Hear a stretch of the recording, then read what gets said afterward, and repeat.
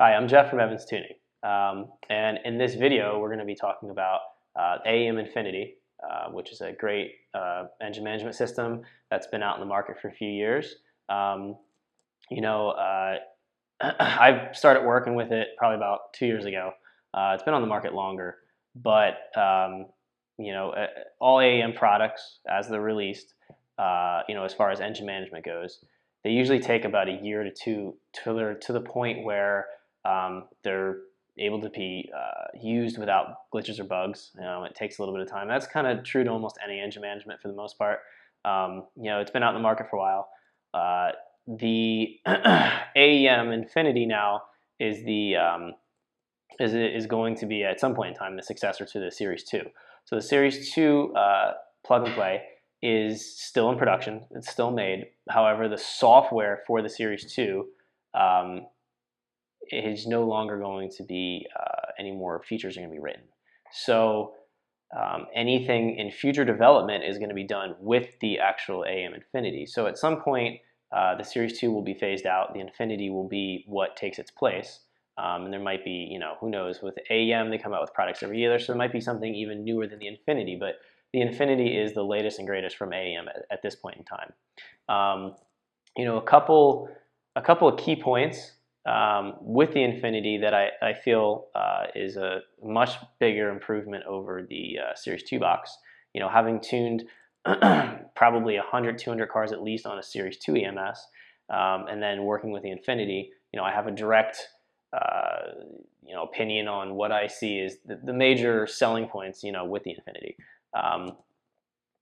The first biggest difference that you're going to notice or you're going to see with the Infinity compared to the Series 2 is going to be the built-in wideband. This is a first for AEM. I mean, the Series 1 box had a built-in wideband, but the Series 2 dropped it, and then now the Infinity picks back up and has they offer a built-in wideband circuit. So you have to purchase an extension harness and the wideband sensor, which plugs right into the sub harness for the Infinity. So it lets you directly see air fuel as one of the basic inputs to the box, which is huge because that's one of the most basic and important things to tune a car. And allows you to turn on closed loop O2 protection and closed loop O2 fuel control. So it does closed loop trimming of the fuel mixture, in vacuum and in boost. So if you have a car that's running 30 pounds of boost, you can run the closed loop control, and the O2 sensor can trim, plus or minus, say 10% of, if that's the threshold you program. So if your target is 11.5 air fuel and you're at 12:1 air fuel, it's going to immediately see that. It's going to make a correction, a couple percent correction, and bring you right to your target air fuel. So it's very OEM-like. If people are familiar with like the Bosch ECUs and BMWs and Porsches and Volkswagens, they run a closed loop O2 target and the same kind of idea, and it does it very quickly. So it's almost an OEM quality closed loop feature that I feel is really important to make the car super consistent day to day. Elevation changes, weather changes. You're going to have your normal compensation factors like coolant temp and air temp and things like that. But on top of that, this adds another degree of of control and of adjustability so that the tune is consistent. Now the Series 2 can do this. It can do closed loop O2 control. However, you have to purchase a separate wideband, and then you have to wire the wideband into the Series 2 and then set up the closed loop control on the tune. The closed loop control is not quick enough in the Series 2 that I've seen that you can use it in boost. So the Infinity has the advantage that you can do closed loop control in boost, and it works extremely well. So that's a huge selling point, with the Infinity, I think, over the Series 2.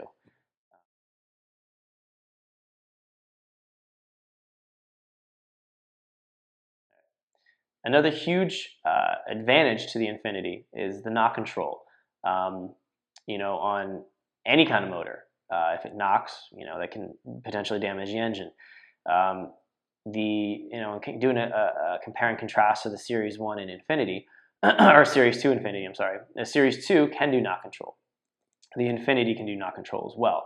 The biggest difference is the Infinity automatically does per cylinder knock control based on a window that you are allowed to program, and it does it super, super fast. The processor speed on the Infinity is night and day quicker than a Series 2 box.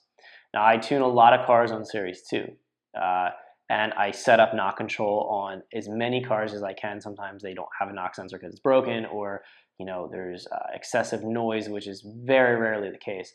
But for the most part, the Series 2 can do knock control. It can do per cylinder knock control, but it's not as quick and it's not as robust as the Infinity. I just recently did an NSX with the Infinity 8, and I was able to, see that number 4 cylinder in particularly was a little bit more prone to knock. And in the tune, I was able to bring the ignition timing in more in all the cylinders and detune number 4 a little bit, and also let the knock control the ignition timing in that specific cylinder. So I was able to actually pick up, I think, 20 or 30 horsepower in the tune from being able to let number 4 cylinder be detuned a little bit, and then let the knock control slightly trim it as it needed during the tune. So you can get super, super precise and super specific when you're tuning, and you can open up your tuning thresholds much more than you could have with the Series 2. It's I talked about processor speed. I mean, the Infinity is substantially quicker than a Series 2 box.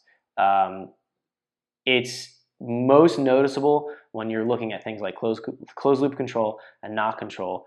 Those are the two biggest. Also, traction control as well, which I'll talk about shortly. But the knock control is super robust on the Infinity, and it will make the difference with the right tuner from saving your engine or letting the engine blow up, depending on how it's programmed and how it's configured.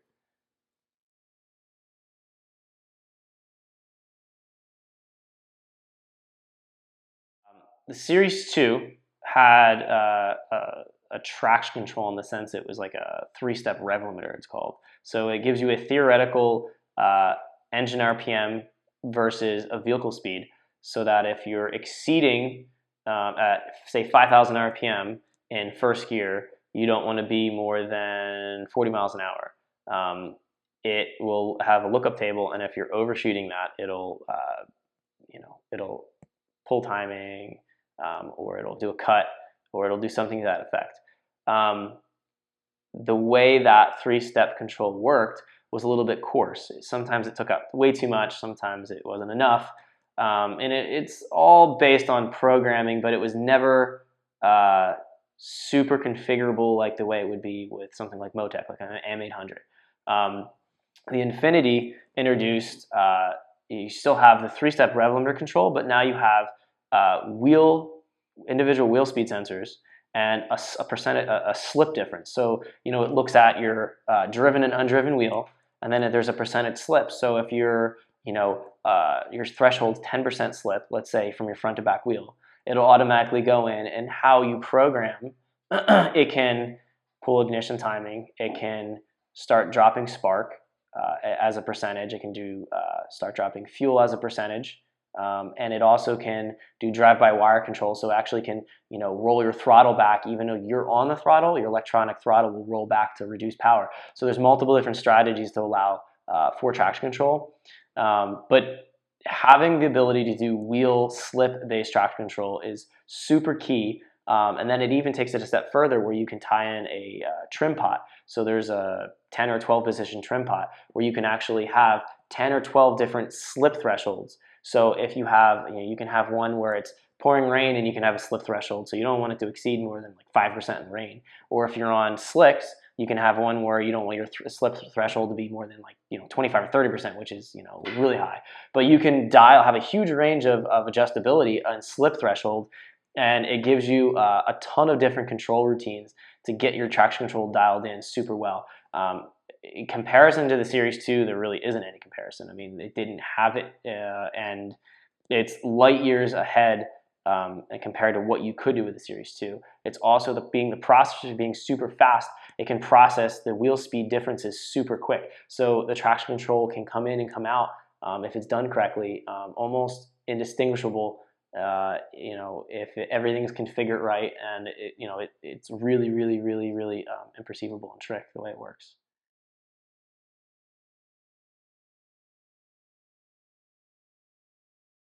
Another key feature that I'm really excited about with the Infinity is fail-safe protection. So with the Infinity, you can add on, fuel pressure sensor, oil pressure sensor, among others. But those are the two basic. So it has a table that it'll look at. So RPM and oil pressure. If it sees the threshold drop below, if you have 30 psi of oil pressure at 3,000 RPM as your minimum, and you drop below that, it will cut the engine out. It'll rev limit it, or it can shut it off depending on how you configure it.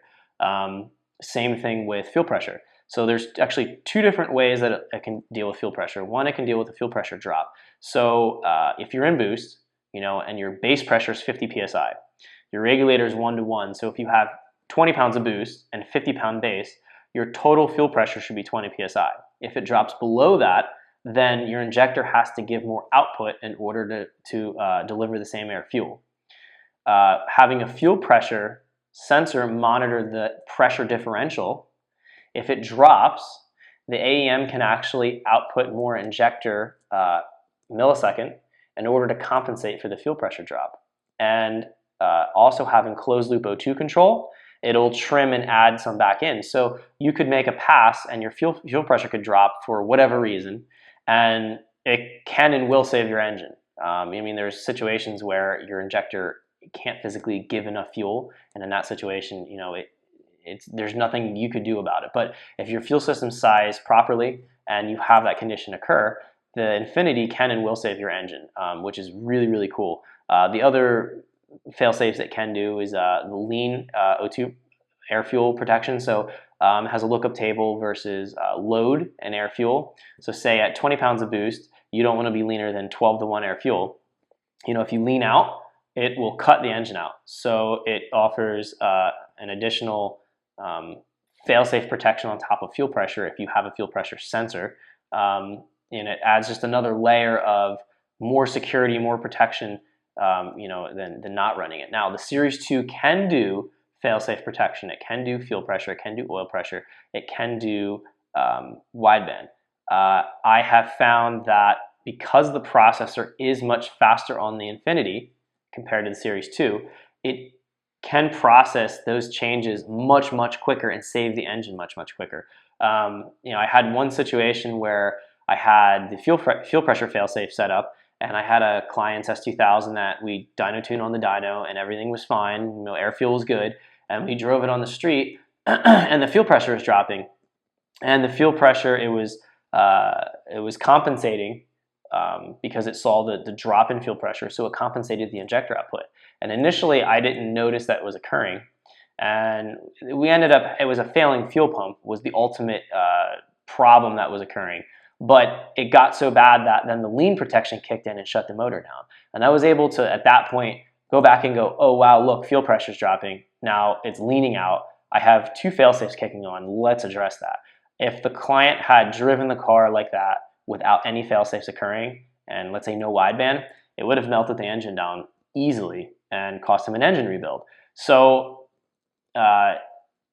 the cost of adding these additional fail-safe protection features on, the cost of a fuel pressure sensor, oil pressure sensor, wideband O2, it pales in the comparison of what a rebuild will cost and the time and the aggravation to go through all that. So when you're buying the Infinity, I think one of the key things is having that fail-safe protection built in. And if you're bringing the car to us, I'm going to recommend it, and I'm going to set it up. And it's going to be like just another security blanket that you're going to have, and you're going to have less on your mind thinking like, what if this happens? What if my oil pump breaks? Or, it's going to shut your engine down, and it's going to save, the engine. It's going to save, from melting a piston, from scoring up the bearings and the crank. Like, it's going to save, a rebuild or whatever else could possibly happen from, any things going wrong.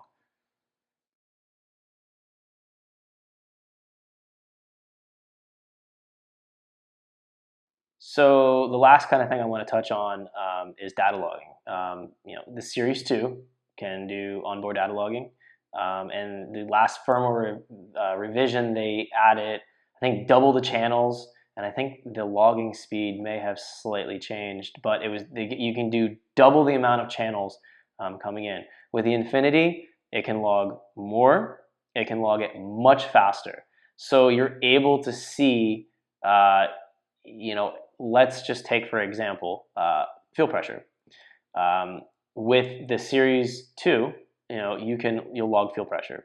You can see what it's doing. With the Infinity, logging the same engine, same fuel pressure, you would be able to see, depending on your sampling rate, you could see rippling in the fuel pressure that you couldn't see on a Series 2 box. So it logs much quicker. It can log more channels because of, again, it's a newer computer by several years, and the processor substantially faster. You're able to, in my opinion, anytime you can collect data from an EMS system, the more inputs that you can read, the better you can gauge on how the car's running or what's going on, or the bigger picture of troubleshooting something. And generally speaking, data logs used to troubleshoot. I mean, if you're at the track and you're making a pass, you want to see every sensor, what everything's doing. The worst thing you can do is have 40 channels of data and you need 60, and you need to log at a much quicker sampling rate than what the engine management system is allowing. I've been in that situation quite often, trying to track tune or trying to track down a particular problem or an issue, and being limited by the EMS system is super aggravating, knowing that you would be able to diagnose much quicker with a system that could log much faster or had more ability to log more channels. So it's something to keep in mind when you're doing engine management comparisons, or if you're looking at a Series 2 or you're looking at an Infinity. In my opinion, Infinity is worth the increased cost to be able to have the logging speed and logging capability compared to a Series 2.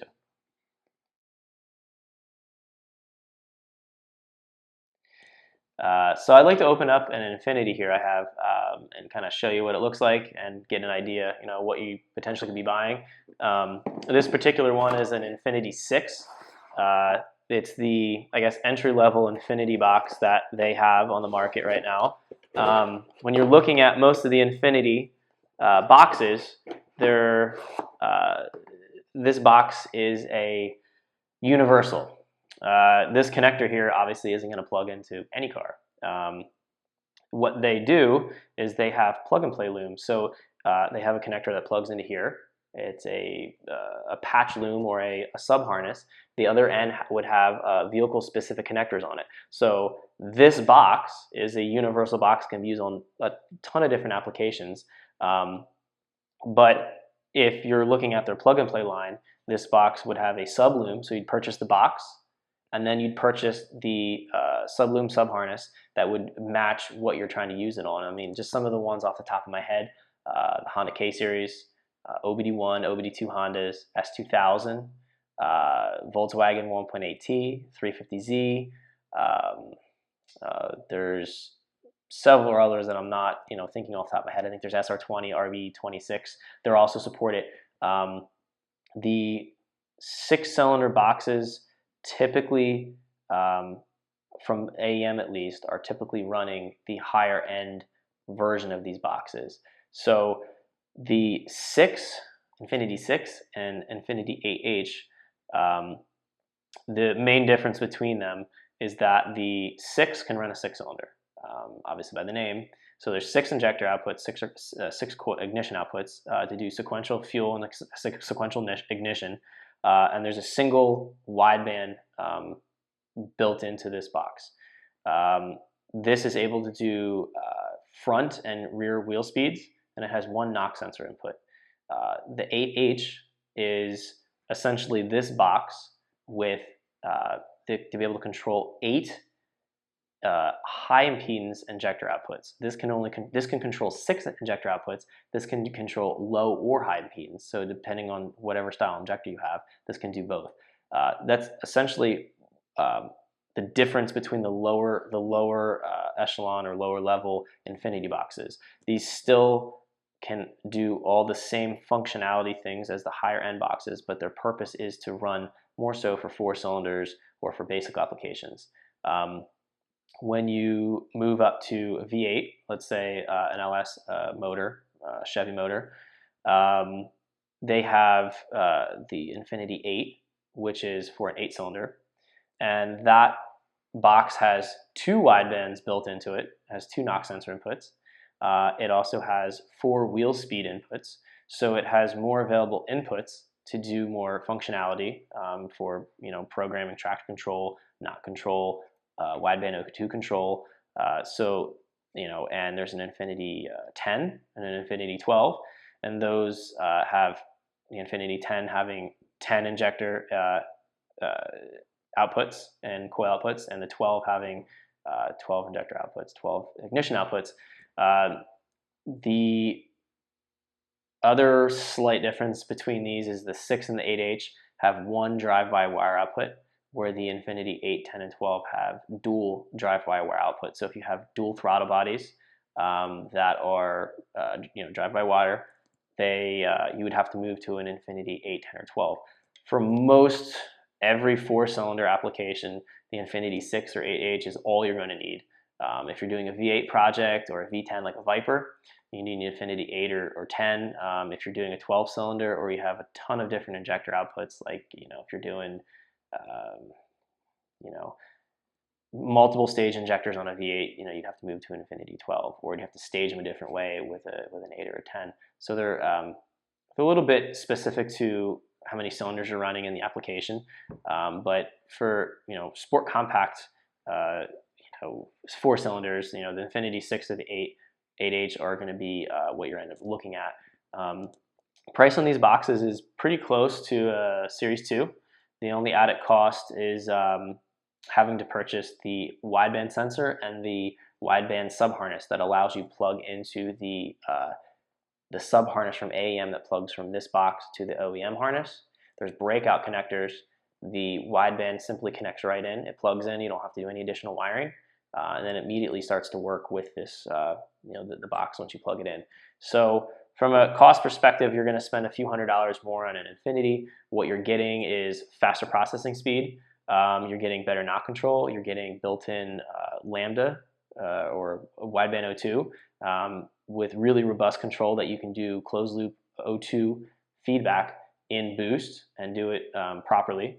And you're able to do wheel slip based traction control and having more data logging speed and data logging channels. So it's you're going to spend a little bit more money. You're going to get an entry level motorsports based technology ECU. It's not an M800 Motec, but it's pretty good for the money. And for most applications, this will suffice and be able to do whatever you're going to need it to do.